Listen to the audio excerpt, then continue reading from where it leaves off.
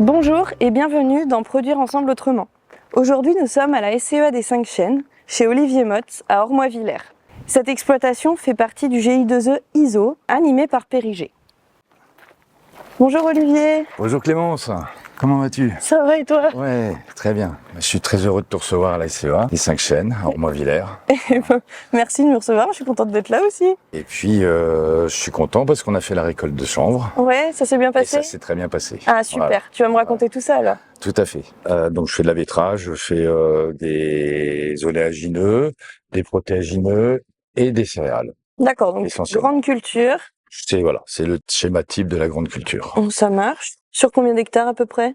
Sur 250 hectares environ. Ouais, Moi j'ai repris en 2006, derrière mon père. ouais. Et depuis, il y a eu pas mal de transformations quand même. Est-ce que tu pourrais nous parler justement de ces évolutions notables que tu as pu Tout à fait. voir dans ta carrière?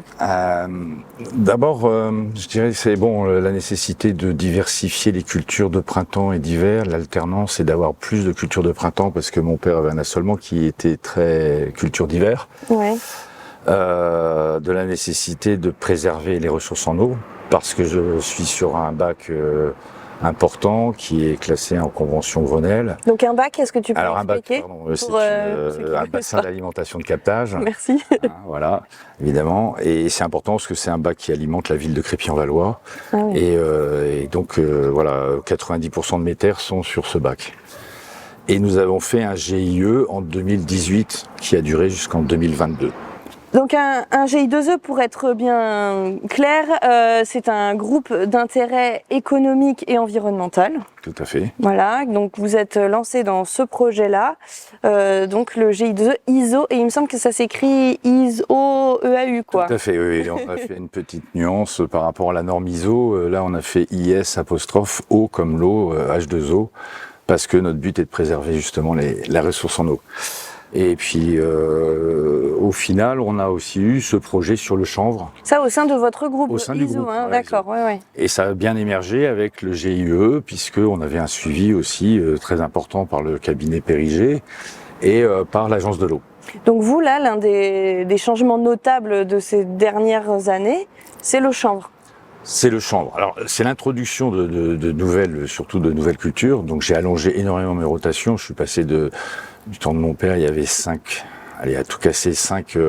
cultures différentes. Dans la rotation, ouais. Dans la rotation, aujourd'hui, j'en ai 9. Et j'ai surtout aussi réduit la partie betterave que j'ai voulu remplacer avec d'autres cultures de printemps. Donc, j'ai essayé l'œillette, je fais du tournesol et je fais du chanvre depuis 2 ans. C'est la 2e année maintenant. Donc là, une vraie réflexion sur la reconception de système en rallongeant la rotation, quoi. Oui, tout à fait. Rallonger la rotation, ça c'est un point très important pour la problématique globale agronomique, je dirais, c'est-à-dire la lutte contre les infestations de mauvaises herbes, etc. Mais c'est aussi parce que j'ai accompagné ça d'une démarche ACS, c'est-à-dire agriculture de conservation des sols. Ouais. Dans lequel on travaille beaucoup avec des couverts en permanence, etc. Et évidemment, le chanvre a trouvé énormément d'intérêt, mais c'est surtout aussi parce que c'est une plante BNI, ce qu'on appelle, c'est-à-dire bas niveau d'intrants, zéro phyto. Mais c'est surtout que c'est une plante qui nécessite très peu d'eau. Et pour moi, les vertus sont aussi très importantes par rapport aux débouchés du chanvre. Mais aujourd'hui, il y a des débouchés extraordinaires, il y a des débouchés dans beaucoup de domaines, et c'est pas fini. Donc, Ouais. je pense qu'on peut encore trouver beaucoup de choses.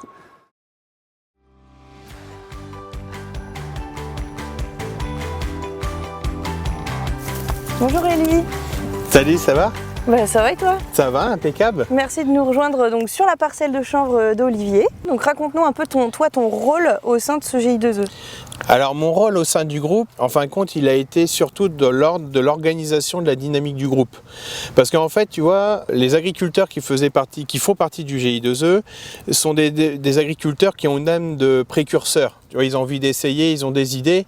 Mais à un moment, l'idée, quand tu as l'ampoule qui s'allume dans la tête, à un moment, il faut passer à l'action. Ouais. Et c'est comment on met les choses en place pour que ça se retrouve au champ aujourd'hui. Si on prend l'exemple du chanvre, on a travaillé 6 à 7 ans le sujet, alors même en amont du GI2E, pour en arriver là aujourd'hui. Donc nous, on est vraiment ravis de voir du chanvre aujourd'hui dans les champs. C'est des années de réflexion, d'essais, de mise en place, de discussion avec Planète Chanvre pour pouvoir organiser ça aujourd'hui autour de l'aire d'alimentation de captage d'OG Saint-Vincent. Bien sûr, parce que c'est une réflexion qui est globale. C'est améliorer la qualité de l'eau, réduire les phytos, mais aussi donc toute une reconception d'un système de culture. Mais pour ça, il faut avoir une filière derrière. Et dans le GI2E, toi en tant qu'animateur, même accompagnateur, si on écoute la façon dont tu as animé ce groupe, tu les as accompagnés pour changer leurs pratiques. Comment tu t'y prends pour leur donner envie, pour la cohésion de groupe Alors la réponse, elle va être adaptée au groupe ISO. Parce que c'est le groupe que je connais le plus aujourd'hui, celui que j'accompagne depuis le plus longtemps, et d'autres groupes ne fonctionnent pas de la même manière. Le groupe ISO, le point numéro 1, c'est en fin de compte, c'est d'apporter un soutien technique. Moi, ma formation, c'est ingénieur agro, avec une spécialité en stratégie de développement des entreprises agricoles, donc tout ce qui est économie, finance, etc.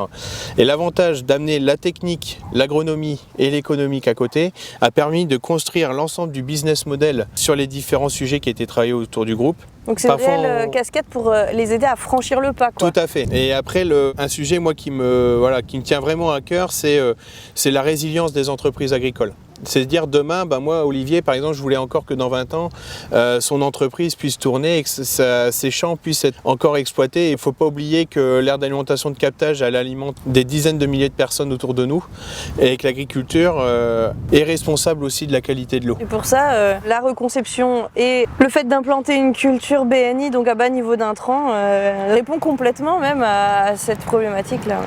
Et puis quand tu vois le champ aujourd'hui, moi je trouve la parcelle relativement très propre, sachant qu'elle a eu 0 phyto.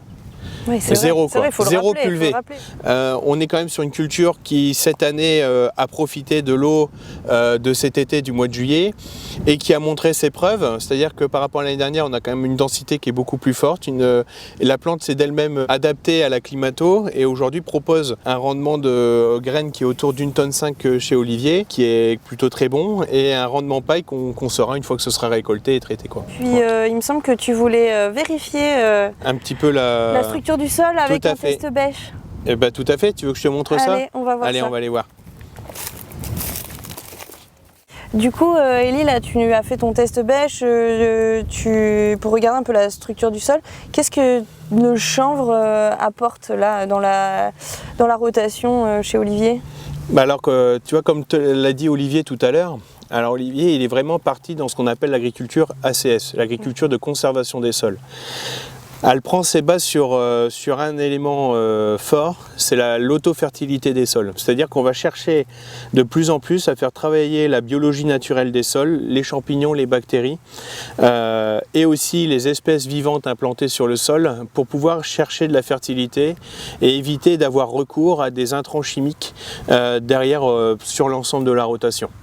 Et l'intérêt du chanvre, il y en a plusieurs si tu veux, c'est que le premier avantage, c'est que ça a un effet, ce qu'on appelle vraiment forêt noire. C'est-à-dire que comme tu peux observer autour, si ce n'est aujourd'hui quelques petites dicotes qui prennent un peu le relais parce que l'espace est libéré, mais sinon moi j'observe plus de graminées, il n'y a pas de chardon, et donc pour une culture qui a reçu aucun herbicide, moi je trouve ça plutôt génial, quoi. C'est une culture étouffante. C'est une culture étouffante, tout à fait. Et l'avantage, c'est que quand Olivier va venir semer en direct le blé dans le chanvre, il va être sur un sol propre. Et l'implantation va pouvoir se faire entre les éteuils directement. Et le blé va pouvoir profiter d'un deuxième point fort du chanvre, la restructuration des sols. Parce que comme tu peux le voir là, le pivot, tu vois sur 4-5 premiers centimètres un petit peu plus compacté aujourd'hui par la pluviométrie du mois de juillet. Mais sinon en dessous on est sur une terre limono-sableuse qui est vraiment aérée et qui est colonisée par l'ensemble des racines du chanvre. Et le deuxième avantage, c'est que le chanvre a un pouvoir acidificateur des sols. Et la problématique des sols d'autour d'Auger et Saint-Vincent, c'est qu'on est en moyenne entre 8,2 et 8,4 de pH. C'est ce qui fait qu'en fin de compte, on va avoir un blocage chimique, par exemple de certains éléments comme le phosphore, autour du complexe argilo-humique.